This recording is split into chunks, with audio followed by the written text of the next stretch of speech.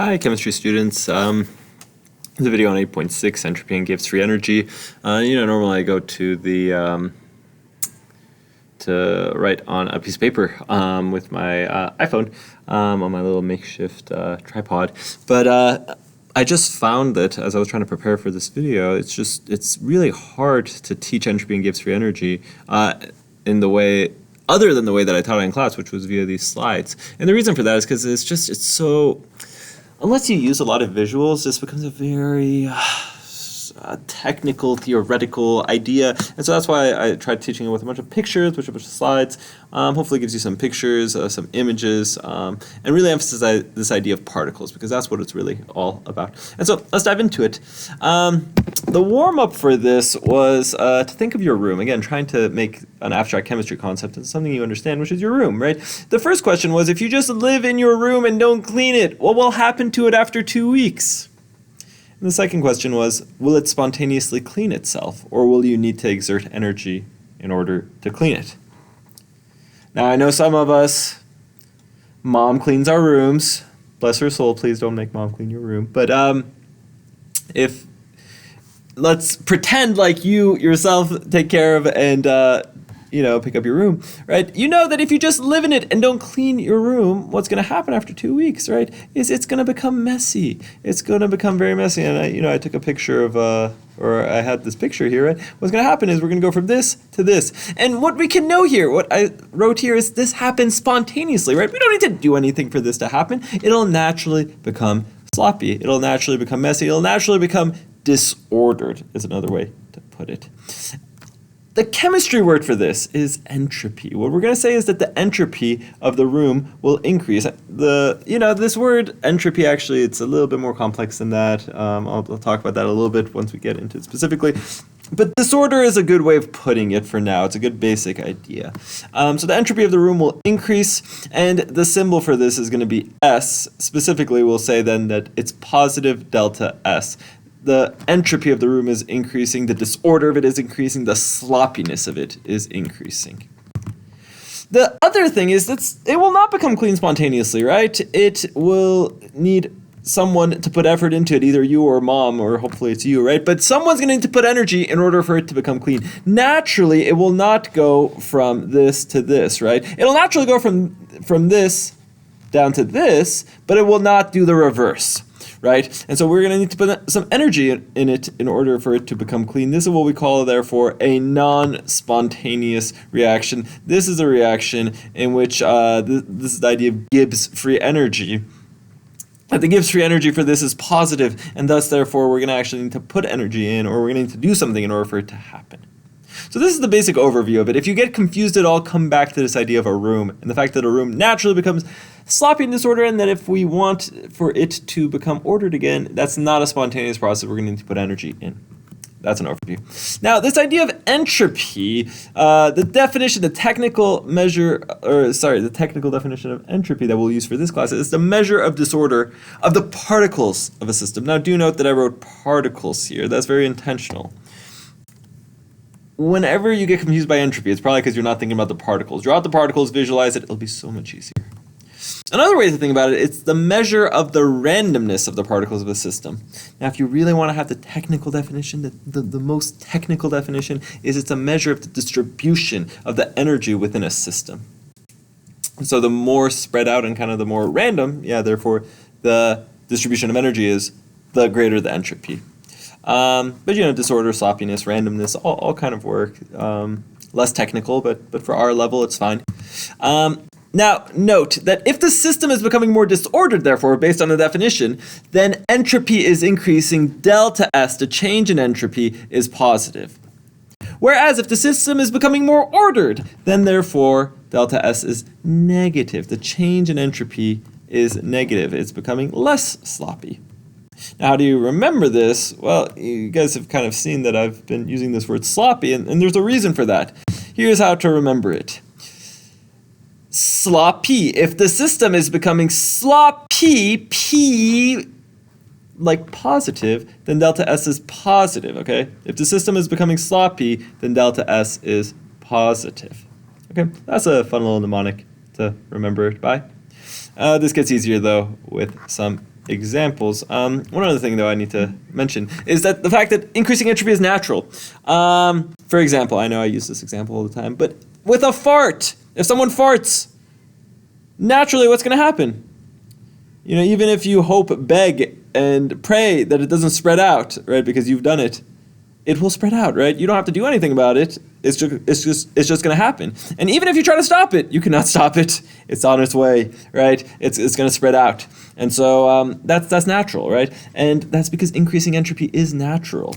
That's the second law of thermodynamics, that the entropy of the universe is always increasing, that increasing entropy is natural. And we can actually see that in our everyday life. In general, things are falling apart. Molecules are becoming more spread out. This is our normal experience. For example, right, if you were to make something, right, like the example I used in class was a turkey. If I was to make a turkey and I was to leave it out, what's going to happen to it?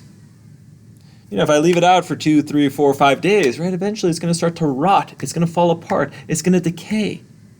And that's the natural tendency of the universe. Naturally, the tendency of the universe is for things to get spread out, for them to fall apart.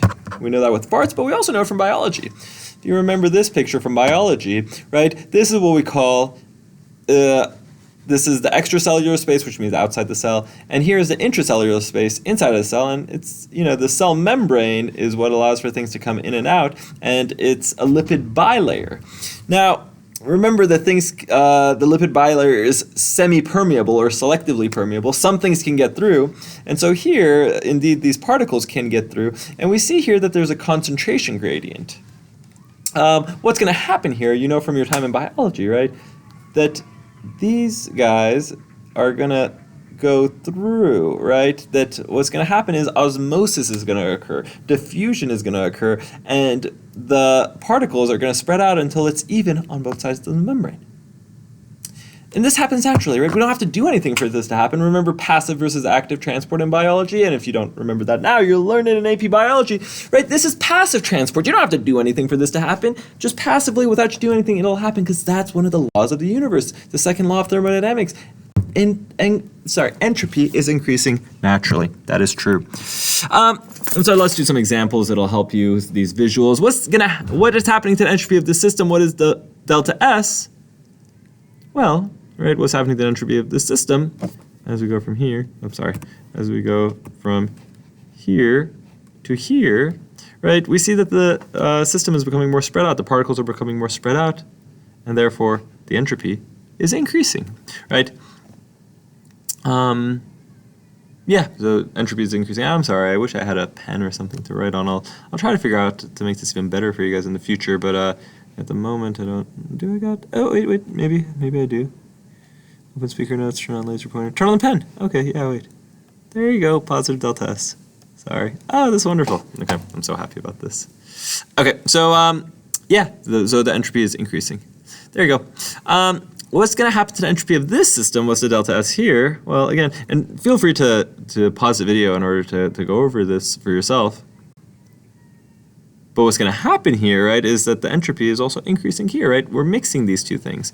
Mixing, right, things are becoming more sloppy. And so, yeah, we're having, this is a positive delta S as well. What's going to happen to the entropy of this system? What is delta S here? This one can be a little bit more complicated. You might get confused by it, but this is again why I emphasize this idea here of it's the measure of disorder of the particles of a system. You guys know, and you know, maybe you haven't caught on to this, or maybe you didn't know this, but oftentimes chemistry isn't taught with particles and a particle focus and a lot of drawing. The reason why I do so much drawing is because I really do believe that chemistry can only be made sense of. It only makes sense when you draw it a ton.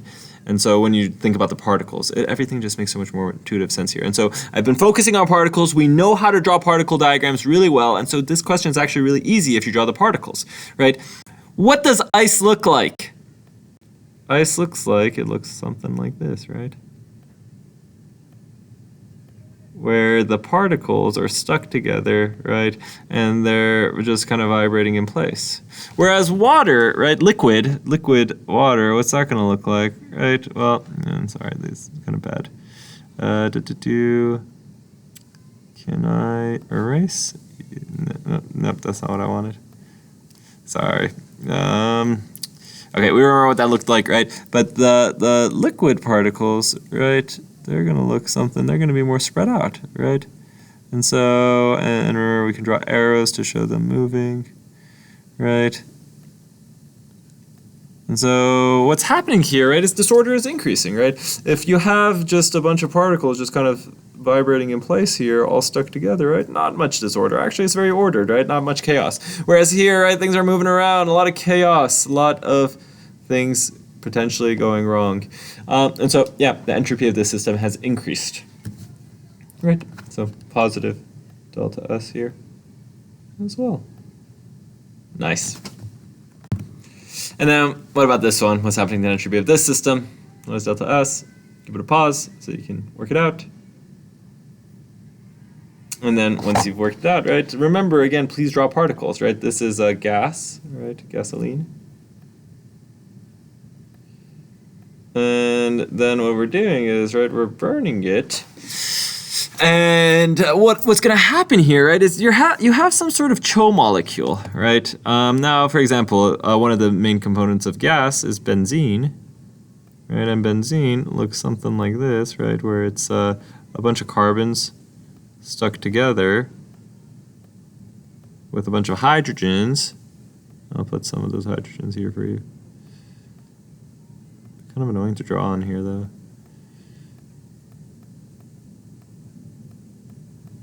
Yeah, right. So we have something like this, and then remember, anytime you're burning, it's going to be that plus O2, and then what we're going to produce is we're producing CO2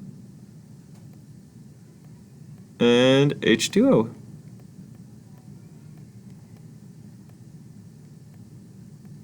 Now, what we're doing basically, right, is we're taking something big and we're creating smaller things. It's kind of like, imagine if you took a piece of paper and then you ripped it up into smaller bits,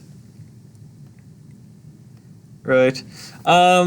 You're kind of making things more messy, right? You're kind of making them more sloppy, and that's what's happening here, right? We're taking something that's kind of put together, a big chain of carbon and hydrogens, and we're making smaller chains of carbon, oxygens, and hydroxygens here, right? And so we're taking something big, we're ripping it up. Another way of seeing it is that this is a liquid, right? This is a liquid, and then this is a gas. And so if you visualize a liquid versus a gas, right, these will both be gases, right?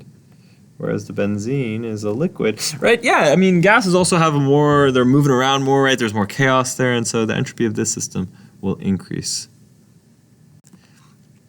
So that's entropy. Entropy is relatively simple in some ways, so long as you draw it out, right? Please, I'm telling you, draw out the particles, okay? It makes sense if you draw particles. But Gibbs free energy is a little bit more complex. And I'll give you the definition, and then I'll try to work it out with you guys. Gibbs free energy is a measure of the spontaneity of a process. Now, spontaneity, again, I'm simplifying it, right? Because this is 15, 16-year-olds, sophomore year chemistry, which I love to teach, right? But we don't know the idea yet of thermodynamic favorability, but that's the more technical word here. For you guys, just think spontaneity. It measures the spontaneity of a process. If a process happens spontaneously, then delta G here is negative. We have negative delta G. Whereas if the process needs energy or something else needs to happen, then we say that delta G is positive delta G. How do you remember this? Well, here's another little mnemonic for you guys. Going. If the process is going, right, like kind of like if you have a southern accent, right? If it's going, then delta G is negative. Go in delta G is negative. Okay? Now that's the easy part. What's harder is how to determine delta G. So for example, burning sugar. Right, that's what you're doing in cellular respiration. Right, here's like a little visual of it, right? But that's really glucose, and that's in cellular respiration. What you're doing is you're taking sugar, you're burning it in order to create energy for your body. Now, what's the delta G for this process?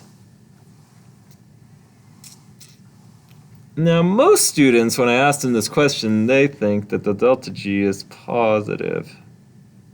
Right? Because they're like, no, this doesn't happen spontaneously, right? We need to burn it. We need to add energy for this to happen. And this is why delta Gibbs free energy is difficult to understand. And that's why spontaneity might not be the best word to use. Again, chemistry's complex, but it's actually not. This is actually a negative delta G process. In order to understand that well, what you need to do is you need to understand what determines delta G. And so I start off with this so as to, kind of give us motivation to understand and see the complexity. I'm going to teach you guys the three things that delta G depends upon, and then we're going to come back to this problem. Okay, so the delta G, for one, depends on something which we can see here, right? If you have particles diffusing in water, this one's straightforward. What's the delta G for this process? Will this happen spontaneously? And you'd say, yeah, this will happen spontaneously, right? Diffusion, yeah, that happens spontaneously. We don't have to do anything. And so, yeah, the delta G here is negative. It's going, right? How about undiffusing? Can you undiffuse things easily? Right, like, as we mentioned, right, even if you want your fart to kind of come back, right, it's not gonna, right? Or if someone else farted and you're like, please go away, right? Like, no, it's not gonna undiffuse all of a sudden, right? And so undiffusing, that's not a spontaneous process. That's positive delta G. And so what we can see here is that delta G depends on delta S, right? Basically, sloppiness is natural. Sloppy processes are spontaneous. Negative delta G is equal to positive delta S. Or, phrase it this way, which is kind of the more useful way, delta G, positive delta G is equal to negative delta S. Okay? So that's the first thing. If you're taking notes, this is the thing that really matters. Positive delta G is equal to negative delta S. Now let's take a look at another thing. What's the delta G for this process? Say, imagine like I've kind of paused this, right? Like it's paused in a video. And then what we're going to do is we're about to press play. If we go from pause to play, what's going to happen here? What's going to happen to the ball? Right, the ball is just going to roll down the hill. Do we have to do anything for that to happen? No, right? It's just going to happen. The ball will roll down the hill. We don't have to do anything. This is spontaneous. And so delta G here is negative. It's going, right? This will happen spontaneously. What we see here, therefore, is that delta G depends on delta H. Technically, when this ball rolls down the hill, right, it's going to lose energy, right? Here, it has high potential energy, right? High potential gravitational energy. Whereas if, once it gets down here, right, it's going to have low potential energy. And so what we see here is it's natural to lose energy. It's natural for a system to lose energy, to lose heat, right? Think about it this way. If I have like a cup of coffee right here and it's hot, what's going to happen to it naturally, right? What's happening to it naturally to my cup of coffee? It's just losing energy, right? Naturally, you don't have to do anything. Your cup of coffee will cool down as you just kind of leave it out, right? It will lose energy. What we see here is that heat-in processes, right, those where negative delta H, where we're losing heat, where we're losing energy, those processes are spontaneous. It's just natural for us to lose energy. And therefore, negative delta G is equal to negative delta H. However, what you can do is you can cancel out those negatives and to make it more usable, because that's what we normally do, right? Positive delta G is equal to positive delta H. So that's another thing here. So delta G depends on delta S, it depends on delta H, and it also depends on, what we can see here is it depends on if solid ice is going to melt into liquid water. Is that spontaneous? Well, what you would say, if you think about it, right, if you pause it, you'll say, well, it depends. It depends on temperature, right? If we have very high temperature, right, if we're in a room that's 90 degrees, is ice going to melt into liquid water spontaneously? Yeah, it will, right? That's a very spontaneous process. However, if you're in a cold room, right, let's say we're in Antarctica, yeah, melting will not happen spontaneously, right? We would need to add energy for that to happen, right? And so if too small, then it's not going to be spontaneous, right? Now, do note that T can never be negative, actually, okay? T can never be negative because T is in kelvins. And so it can't be negative, right? Remember, the smallest that kelvins goes to is 0, right? Absolute 0. That's why it was made. And so, here T is either going to be really big, right? Like 1,000, or it's going to be very small, very close to 0. Remember that you actually can never get to absolute 0, right? You can have like 0.000000000 0, 0, 0, 1, but you can't ever get to absolute 0. So what we can see here, therefore, right, is that delta G depends upon delta H, T, and delta S, and it all comes together in this equation. Delta G is equal to delta H minus T delta S. Now this has implications, because it means that there's 4 situations here. Basically, if delta H is negative and delta S is positive, in a situation where we are losing heat and where we are becoming more sloppy, then that means that we're going to be in this box, basically. Do you guys remember this? It's kind of like a Punnett square. It's what we call outcome matrix, right? Where there's 4 possible outcomes depending on delta H and delta S. Here's a situation where delta H is negative and where delta S is positive. What we can see here is that no matter what, delta G is going to be negative. Our reaction is going to be spontaneous. It does not depend on temperature here, right? Because both of these things, negative delta H and positive delta S, those are both spontaneous things. And so, yeah, this is going to be, no matter what, it's going to be negative delta G. Now, what you can do here is you can prove that to yourself also by plugging in values of negative delta H and values of positive delta S. It can be like negative 2 and 5, or even negative 215 million. No matter what, you're going to get a negative value here. So go ahead, play around with that, right? But that is true. Now, the other situation that you can have is, what if you have positive delta H, so you're gaining energy, and negative delta S, so you're actually becoming ordered? Well, that's going to be something that's non-spontaneous at all temperatures, right? Basically, that's not going to happen, right? Or at least it's not spontaneously going to happen, right? And that's because both of those things are non-spontaneous, and so it's like, yeah, for that to happen, you're really going to have to put in energy, you're going to have to do work. What's interesting, though, are these kind of 2 other situations where, here you have negative delta H, which is spontaneous, but you have positive delta S. Sorry, this should be, sorry. Let me check that really quick. Yeah, this is negative delta H.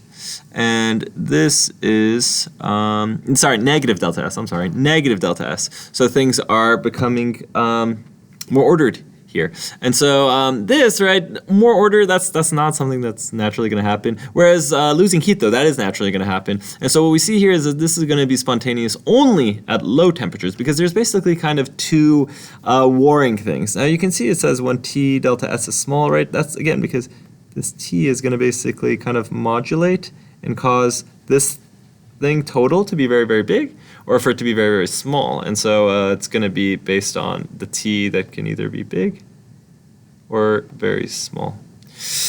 And then we have this other situation here, right, where we have delta H is positive, right? Again, that's not spontaneous. That's not a spontaneous thing for delta H to be positive, for it to be gaining energy. That's not a spontaneous thing. But sloppiness, right, here, where delta S is positive, that is a spontaneous thing. And so we have, again, these 2 warring things. It's going to depend on temperature. Okay? So basically, now that you understand this, use delta H, use delta S, to try to say what's going to happen for cellular respiration. Think through, what is delta H, what is delta S, and then don't worry about temperature. You'll see that doesn't really matter here. And so give yourself a minute, try that out, and then we'll go over it.